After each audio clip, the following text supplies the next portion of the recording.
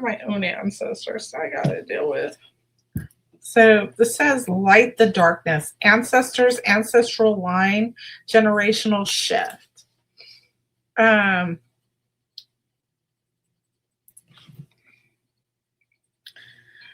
I'm getting is there's somebody, your people on the other side. They're around you, supporting you, because you got the communication. So they're like trying to communicate with you. So it's the unicorn and the maiden, communication with the unknown, purification and undercover action. So I'm really getting like the other side is trying to communicate with you, and they're trying to tell you to slow down, grounding, and listen for the heartbeat of the earth, subtle energies. So what I'm getting is like they're sending you signals to get your attention. That's what they're doing. They want you to slow down and pay attention,